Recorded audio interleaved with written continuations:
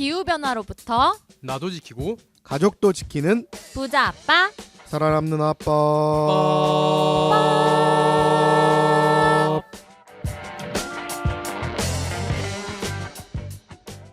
네, 안녕하세요. 부자 아빠 살아남는 아빠입니다.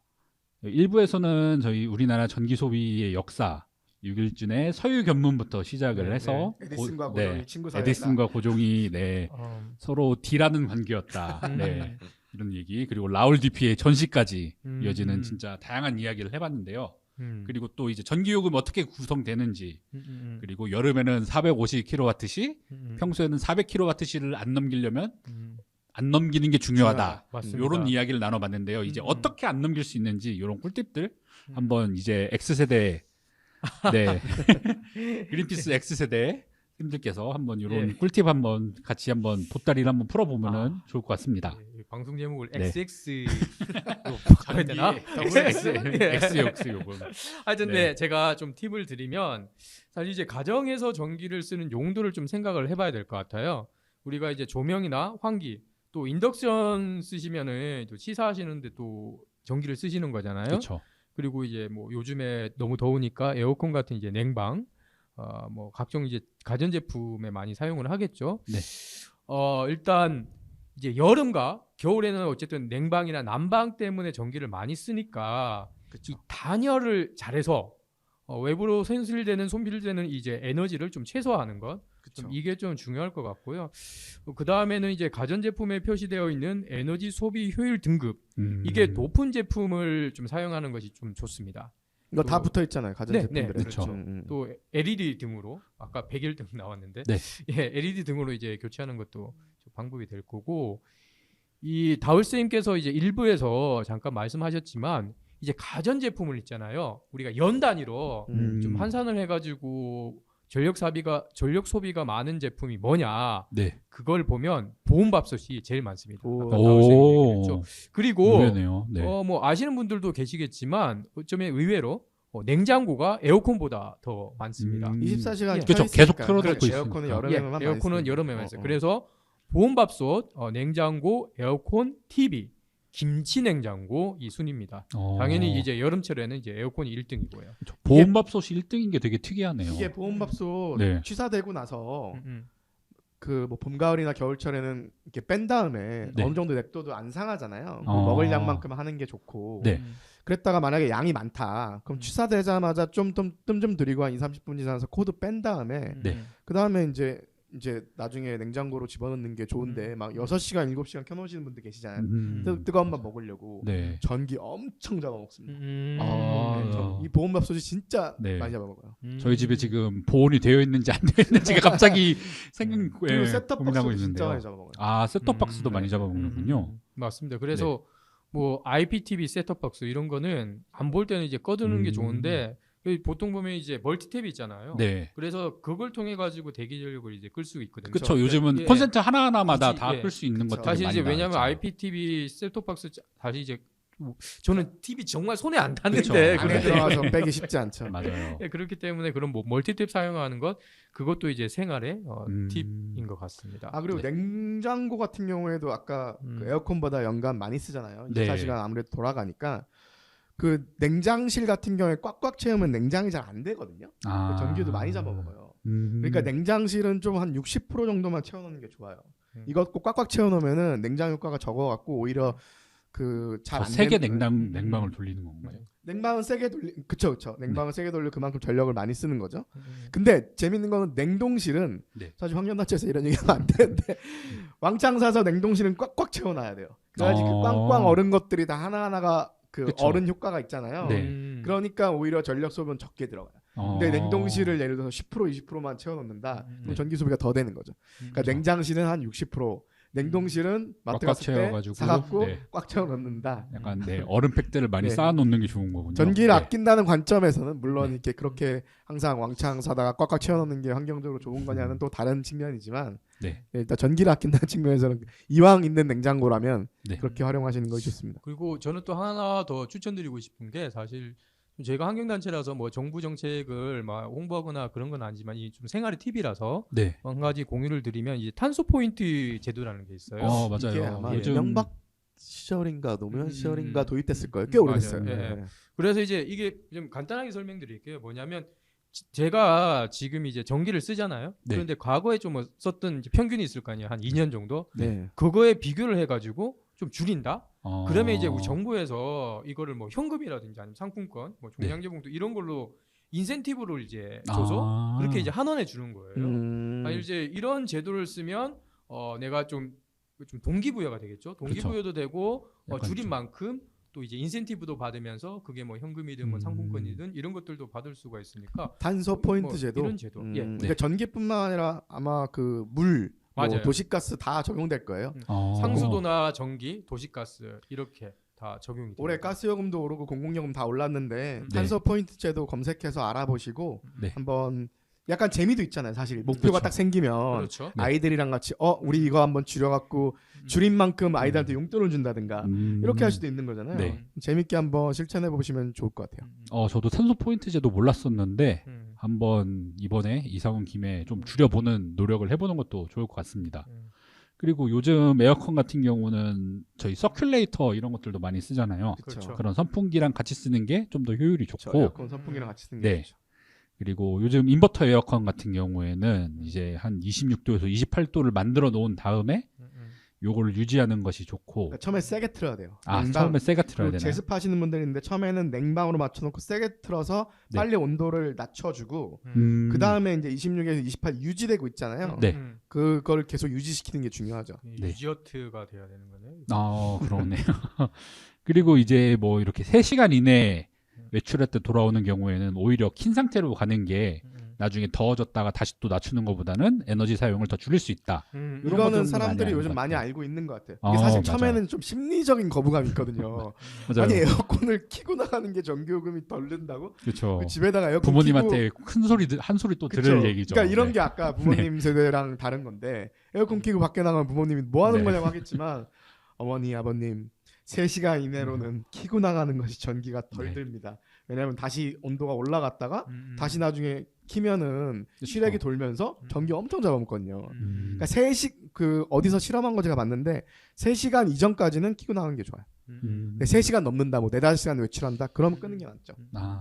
그리고 아까 일부에서도 이야기한 얘기인데 요 한 가구당 요즘 한 전기요금이 평소에는 한 5만 원 나오고 8월 정도 되면 한 7만 4천 원 정도 나온다라고 했는데 요게 그렇게 막 엄청 큰 게 올랐다, 뭐 전기요금 폭탄이다 이 정도는 아닌 것 같거든요.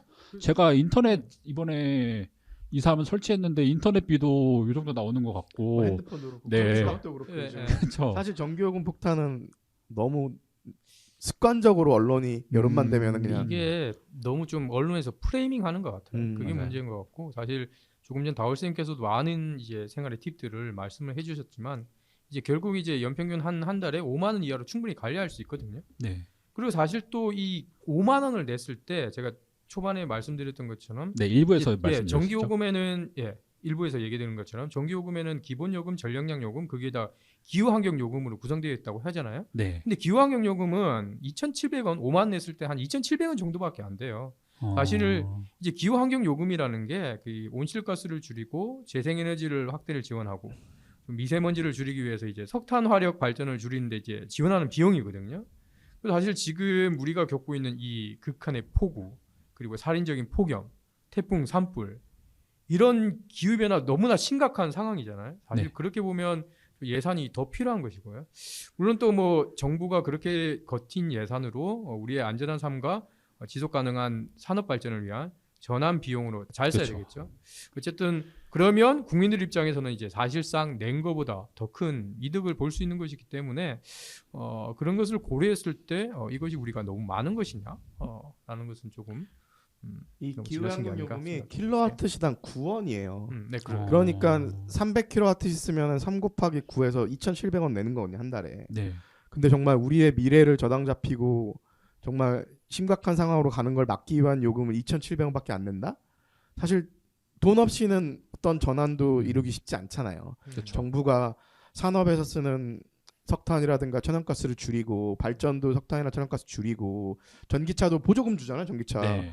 이런 것들 다 돈인데 그렇죠. 사실 예산이 필요한데 전기요금에서도 그런 예산을 이제 쓰려고 하면은 일정 부분은 감당을 해야죠. 우리나라 다른 나라보다 이런 세금 성격의 기후위기 대응을 지원하는 세금 성격에 내는 돈이 너무 적거든요.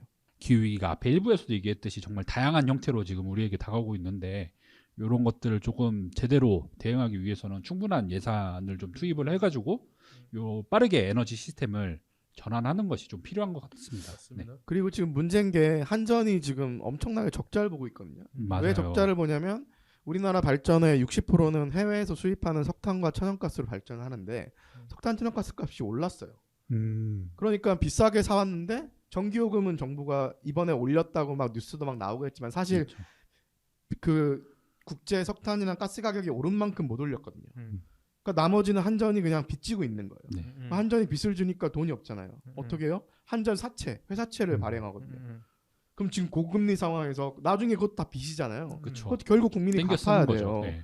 그러니까 사실 지금 안 낸다고 돈 안 내는 게 아니거든요. 네. 그리고 한전이 그렇게 미친 듯이 회사채를 발행하다 보니까 한전 회사채는 다른 회사채에 비해서 한전이 망할 일은 없으니까 아무래도 더 가치가 그렇죠. 좋잖아요. 안전자산은 그러니까 그렇죠. 한전 회사채가 그렇게 많이 풀려버리면 다른 회사에서 발행한 사채들이 안 풀리는 거죠. 그러니까 안 팔리는 거죠.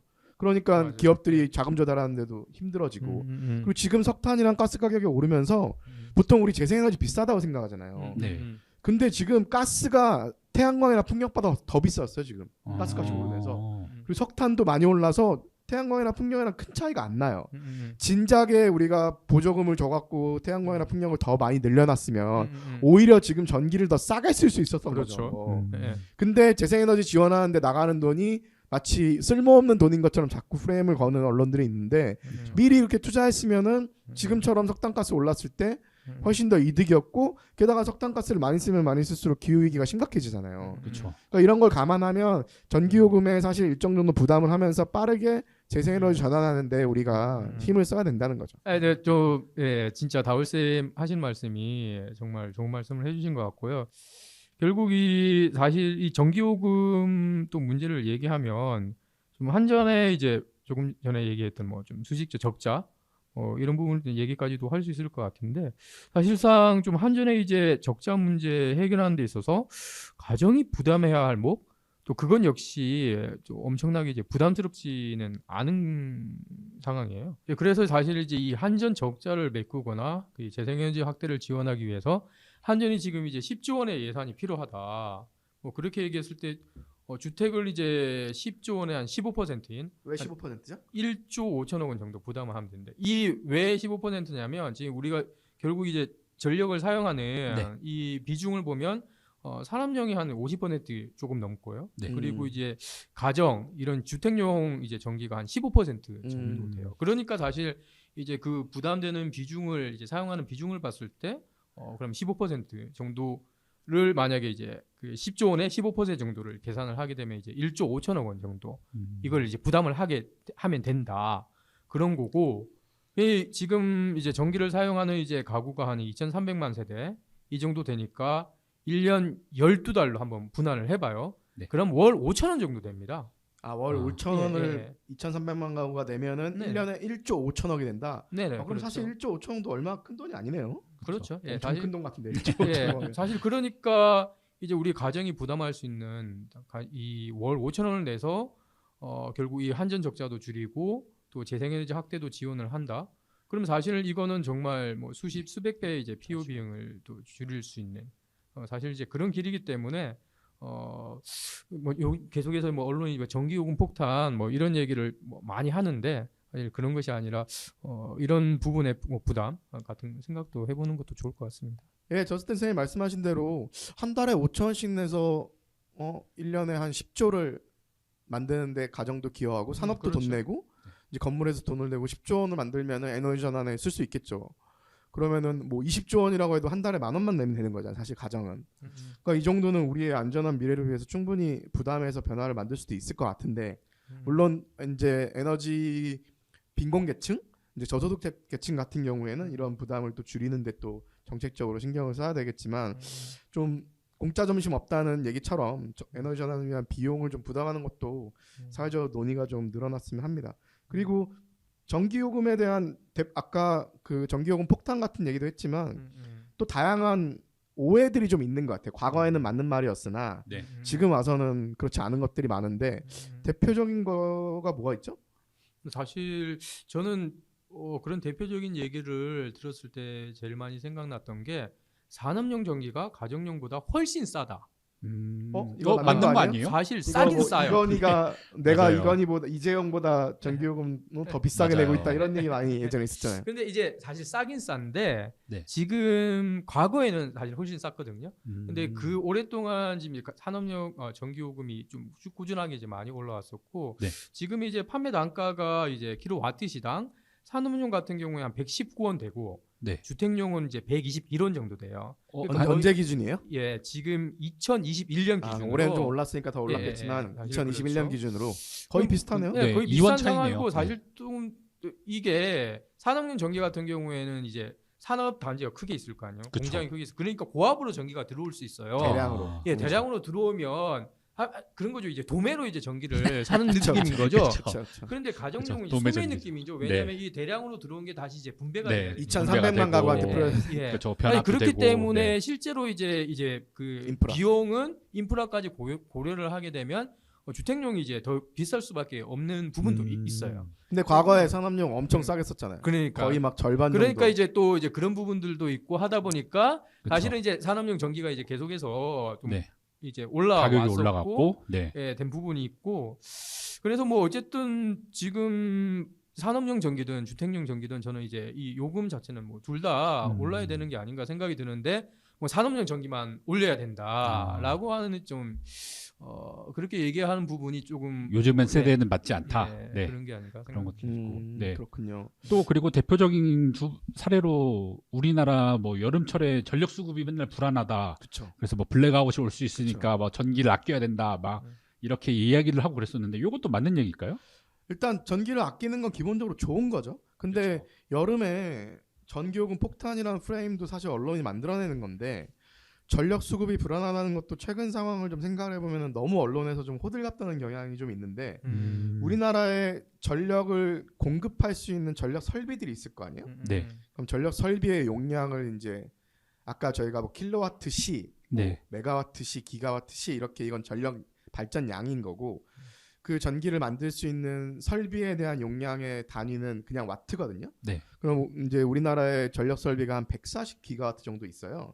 근데 그 중에서는 고장난 거라든가 뭐 정비하고 있는 것들도 있을 거 아니에요. 그리고 네. 금방 빨리 켜서 못 쓰는 그런 설비들도 있어요. 그러면 실제 빠르게 공급할 수 있는 실제로 우리가 오늘 공급할 수 있는 설비라고 봤을 때는 네. 140기가와트 중에서 한 110? 뭐 그 정도가 보통 여유가 있거든요. 네. 110에서 한 100 사이? 근데 우리나라에서 그럼 전기 수요가 가장 높은 시점을 네. 최대 수요라고 하는데 역대 가장 높았던 게 작년 12월 달이에요. 그러니까 원래는 보통 여름철에 높은데 그렇죠. 겨울에 춥거나 아까 한쌤도 얘기했지만 난방을 또 전기로 하시는 분들이 많잖아요. 네. 그 요즘은 또 그 에어컨처럼 또 네. 난방도 난방기도 같이 그렇게 쓰죠. 시스템으로 네. 하는 경우도 있고 그래서 겨울철에도 난방 수요가 높을 수가 있는데 지난 겨울에 최대 전력 수요가 한 95 정도 찍었었어요. 그러면은 준비해 있는 게 그 당시에 한 105 정도 됐으니까 그럼 중간에 남아 있는 게 가장 수요가 높았을 때도 한 10 정도 남아 있었던 거죠. 그럼 예비율이 한 12% 정도 됐고. 네.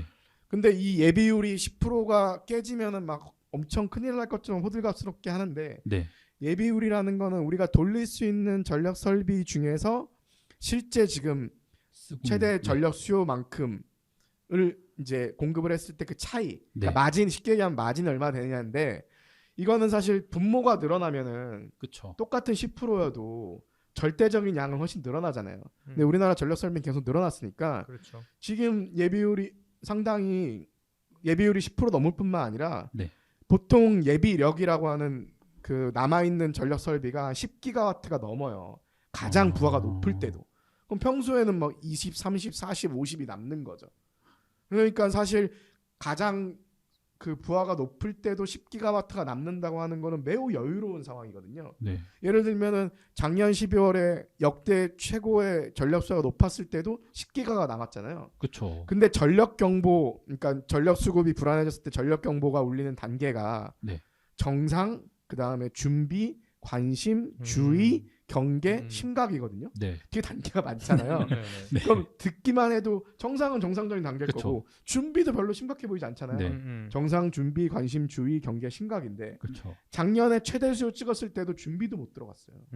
어. 준비 들어가려면 5.5 기가와트가 남으면 준비에 들어가는데 작년에 그쵸. 최대 찍었을 때도 10기가가 남았다니까. 그러니까 2배가 넘게 남은 거예요. 그러니까. 네. 거기다가 우리가 전기를 좀 줄이고 싶으면 한전이 평소에 아파트 단지라든가 공장이라든가 평소에 계약을 해놔요. 야, 우리 전력 수요가 진짜 높을 때 니네 아파트 단지 지하주차장에 불 좀 꺼주고 네. 공장 1시간만 덜 돌리고 엘리베이터 한두 대만 좀 멈춰주면은 네. 우리가 훨씬 더 높은 비용으로 보상해줄게라고 계약을 맺어놓는 게 있어요. 이걸 수요 반응 시장이라고 하는데 네. DR이라고 보통 DR이라고 전문가들이 그러죠. 얘기하는데 그런 데들한테 신호를 줘서 야 니네 지금 잠깐만 수요를 좀 줄여줘. 그러면 사실 관리도 할 수 있거든요. 그렇죠. 그 관리할 수 있는 여분이 또 한 10기가 있어요. 어. 그러니까 사실 20기가가 여유가 있는 건데 네. 작년 최대 수요 찍었을 때도 10기가가 남았고 플러스 숨어있는 10기가까지 20기가 남았다는 거죠. 그러니까 사실 지금 전력 수급이 되게 안정적이에요. 그럼 많으면 좋은 거 아니냐 하겠지만 1년에 가장 수요가 높은 시점을 대비해서 발전소를 굳이 더 많이 지어갖고 네. 대기시켜 놓는 게 되게 비효율적인 거죠. 그렇죠. 그러니까 사실은 아까 제가 얘기한 DR 같이 수요 반응 시장을 관리해서 그 10기가도 이런 여름철에는 활용을 해서 네. 발전기를 안 돌리는 게 오히려 좋은 거죠. 석탄 발전이나 그렇죠. 가스 발전 같은 거. 온실가스도 안 나가고 미세먼지도 안 나가니까 그런 관리를 해야 되는데 정책 결정자들이 이 10기가와트 DR을 활용하면은 뭔가 막 전력 수급에 문제가 있을 것처럼 사람들이 받아들일까 봐 언론이 그렇게 기사 쓸까 봐 네. 이걸 못 써요. 이 제도를 만들어 놓고 이런 것들이 문제인 거죠. 그러면은 작년에 그 최대 피크를 찍었을 때도 요 DR은 아무것도 안 썼죠. 쓸 필요가 네. 없었던 거예요. 그러니까 미치겠는 거예요. 왜냐하면 DR을 평소에 유지하는 데만도 돈을 주고 있는 게 있거든요. 그렇죠. 그러니까 써야 되는데 안 쓰는 거죠. 그렇죠. 그러니까 여름철이건 겨울철이건 피크 때는 사실 DR로 해서 수요 좀 줄여주는 게 그렇죠. 1년에 그 시점만을 위해서 발전소를 왕창 지어놓고 준비시켜 놓는 게 되게 비효율적이죠. 비효율적이죠. 네. 이런 것들이 좀 대표적인 이제 좀 잘못된 그런 오해들 네. 아닌가. 그래서 윤석열 정부에서도 좀 이런 것 좀 했으면 좋겠는데 문재인 정부 때도 못했거든요. 윤석열 정부에서는 좀 했으면 좋겠습니다. 제발. 네. 이제 이런 전들갑 그만 떨고 전들갑 전들갑 그만 네, 떨고 신조어를 좀 또 네, 만들어야지. 효율적인 네. 이런 전력 운영이 될 수 있는 우리나라가 되길 기원하면서 네, 이제 광고 듣고 마무리하도록 하겠습니다. 안녕? 난 생물다양성 캠페이너 최태영. 이제부터 내가 벌이 사라지면 먹기 어려워지는 것들을 얘기해볼게. 수박, 호박, 배추, 배, 사과, 키위, 딸기, 당근, 오이, 망고, 양파, 멜론, 체리, 레몬, 가지, 라임, 아보카도, 애플파이, 과일, 빙수, 블루베리, 고기, 우유, 크림, 커피, 화채, 아몬드까지? 이거보다도 더 많다고? 꿀벌을 살리고 싶지? 그린피스와 함께 정부의 꿀벌을 지켜달라고 요구해줘.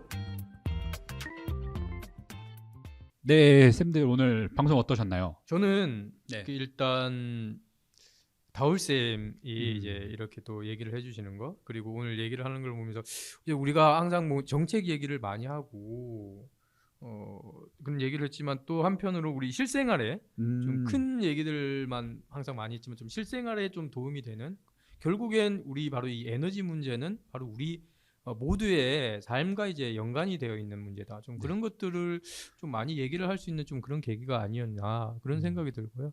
그래서 더욱더 이제 좀 우리나라 이제 정책이라든지 이런 부분들이 좀 어떻게 가는지 그런 부분도 관심을 다 함께 계속해서 이제 가지면 좋겠다 그런 생각이 들었습니다. 네, 저는 뭐 시민분들께 말씀드리고 싶은 게 여름철 전기요금 폭탄이라는 이런 프레임에만 너무 고민하지 마시고 네.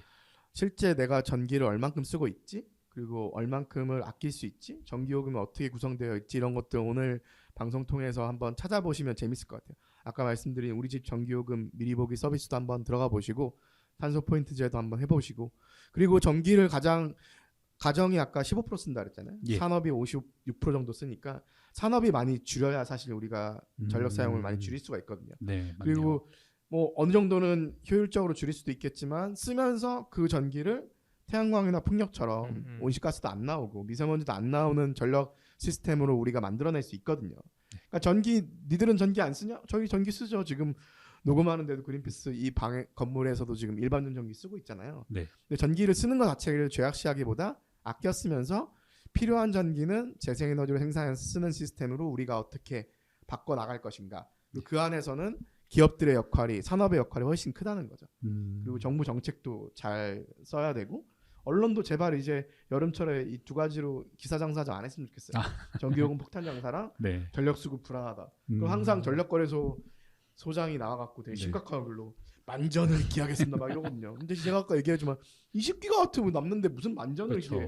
그냥 놀면서 해도 돼요. 물론 정전은 절대 나면 안 되는데 그렇게 심각한 상황은 아니라고요. 그래서 제발 좀 이런 것 좀 하지 말고 제대로 된 정책을 좀 폈으면 좋겠습니다. 네, 저도 오랜만에 요즘 붓바살바에 와가지고 정말 재밌게 들었던 것 같고, 그리고 아까 저희가 앞서 일부에서 슬기로운 전기 생활 이랬는데, 슬기로. 네, 약간 그것도 있는 것 같아요. 전쓸 신잡. 네, 전기에 대한 쓸모 있는 잡학사전. 네. 그래가지고 오늘 이 코너를 구성해주신 다울쌤 그리고 저스틴쌤한테 감사의 인사를 드리고 싶습니다. 네, 한쌤 오늘 진행해 주셔서 감사합니다. 네. 네, 감사합니다. 감사합니다. 감사합니다.